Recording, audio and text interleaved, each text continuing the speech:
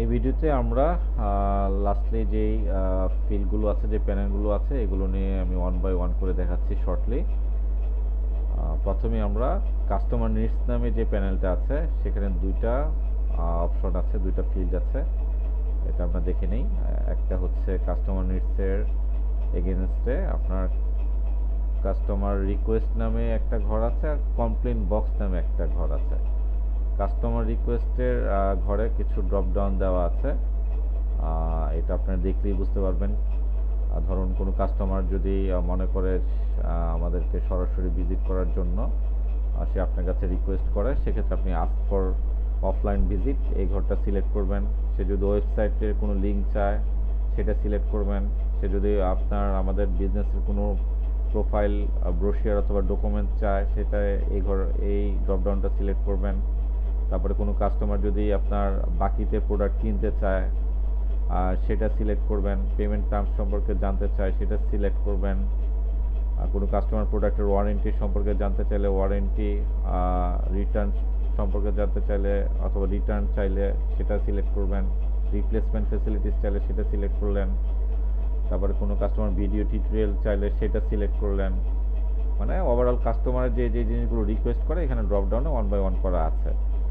কোনো কাস্টমার ধরুন আপনার সাথে কথা বলে তার ফুলফিল হচ্ছে না, সে কোনো সিনিয়রের সাথে কথা বলতে চায়, সেটা সিলেক্ট করে দিলেন। তাহলে আপনার কাস্টমারের রিকোয়েস্টটা অবজারভেশন করতে পারবো। আর তাই এটার বাইরে যদি কোনো কিছু থাকে, আদার অপশনটা সিলেক্ট করে দেবেন। বাই ডিফল্ট হিসেবে নান হিসেবে থাকবে। ধরেন কোনো রিকোয়েস্ট যদি না করে, এটা নান হিসেবেই থাকবে। আর কমপ্লেন বক্সে কোনো কাস্টমার আমাদের প্ল্যাটফর্ম সম্পর্কে কোনো কমপ্লেন যদি করে থাকে, সেক্ষেত্রে কমপ্লেন বক্সে আপনি যে কোনো ধরনের কমপ্লেন এখানে মানে অ্যারাইজ করবেন। ধরুন সে যদি আমাদের সার্ভিসে সন্তুষ্ট না, অথবা সে একটা প্রোডাক্ট পারচেস করতে চাইলো, আমরা ঠিকভাবে তাকে প্রোডাক্টটা ডেলিভারি করতে পারলাম না, অথবা তার প্রোডাক্টে ড্যামেজ হয়েছে, সে যেরকম আশা করছে সেরকম প্রোডাক্ট পাই নাই। ওভারঅল যে কোনো ধরনের কমপ্লেন যদি থাকে, তাহলে এই কমপ্লেন বক্সে আপনারা এন্ট্রি দিবেন। আচ্ছা, নেক্সট প্যানেলে আছে হচ্ছে follow up. Follow up call হচ্ছে আপনি কল দেওয়ার পরে তার সাথে যদি মনে করেন যে আপনি নতুন করে শিডিউল নিতে হবে, তার কাছ থেকে নিলেন, অথবা আপনি নিজে মনে করলেন যে না, আমাকে আরও 2 দিন পরে কল দিতে হবে, তখন এই নেক্সট ফলো আপ কলের ঘরে সিলেক্ট করবেন ডেটটা। ধরুন আপনাকে আজকে হচ্ছে 9 তারিখ, 12 তারিখে কল দিতে হবে। 12 তারিখে কটার দিকে কল দিবেন, এটা আপনার ইন্টারন্যাশনাল টাইম 24 ঘন্টার ফরম্যাটে দেওয়া। ধরুন আপনাকে দুপুর 1টার দিকে যদি কল দিতে হয়, তাহলে 13টা সিলেক্ট করতে হবে। করে দিলেন, এটা আপনি সেভ করে দিলে আমি পরবর্তীতে আপনার এই 12 তারিখের কল লিস্টে আপনার এই কলটা অটোমেটিক চলে আসবে। আচ্ছা, নেক্সট প্যানেলে হচ্ছে ফাইল সেকশন। ফাইল সেকশনটা হচ্ছে ধরুন কোনো ইম্পোর্টার যদি সে তার প্রোডাক্টের ছবি দিতে চায়, তাহলে এই ছবিগুলো এখান থেকে আপলোড করতে হবে। এই অ্যাটাচমেন্টের ঘর থেকে ফটো আপলোডে গেলেই আমরা যে কোনো এখান থেকে ফাইল, ছবির কোনো ফাইল যদি তার কাছ থেকে কালেক্ট করতে পারি, তাহলে সেটা সিলেক্ট করলেই এখানে অটো এটা আপনার এই তার প্রোডাক্টগুলো চলে আসবে।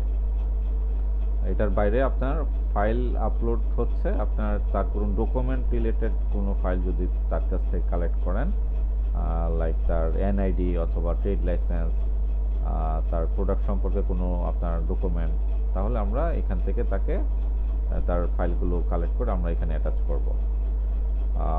আর নিচের দিকে লাস্টে যেটা আছে, সেটা হচ্ছে কাস্টমার ভয়েস নামে যে ঘরটা। এটা হচ্ছে আপনি কল দেওয়ার পরে যে কল রেকর্ডগুলো আপনার আমাদের গুগল ড্রাইভে থাকবে, এখান থেকে কালেক্ট করে নেবেন। ধরুন আমি একটা দেখাচ্ছি। ধরুন আমাদের ড্রাইভে যে কোনো একটা কল রেকর্ড করা আছে, ধরেন এটা আমি এইখান থেকে থ্রি ডটসে যাব। থ্রি ডটসে যেয়ে এই শেয়ার অপশনে যাব। শেয়ার অপশনে গিয়ে কপি লিঙ্ক করে জাস্ট এখানে আমি পেস্ট করে দেব। পেস্ট করে অবশ্যই ইন্টার চাপ দিতে হবে। ইন্টার না চাপলে এই লিঙ্কটা প্রপারলি এখানে ইনপুট হবে না। পেস্ট করার পরে ইন্টার চাপ দিলাম। ইন্টার চাপ দিলে এটা ভিউ হয়ে যাবে। পরবর্তীতে আমরা জাস্ট ক্লিক করে এই কলটা আমরা শুনতে পারবো।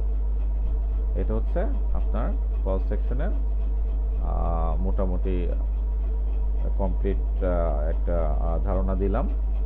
আর পাশাপাশি আপনার কোনো যদি কল সামারি থাকে, লাস্ট কল দেওয়ার পর সব কিছু ওভারঅল কোনো সামারি যদি থাকে, তাহলে কল সামারিতে যে কাস্টমার ইনপুট যেটা এই প্যানেলে আপনি কল সামারি হিসেবে দিয়ে দিলেন যে ইন্টারেস্ট অথবা সামথিং লাইক এলস। হ্যাঁ, দ্যাটস অল। এটি হচ্ছে আমাদের কলসের পুরোপুরি মানে সিস্টেম। কল আগে পরে কি করতে হবে আপনাদেরকে ওয়ান বাই ওয়ান একটা করে ভিডিওতে দেখাইছি। আশা করি এটা ফলো করবেন। Thank you.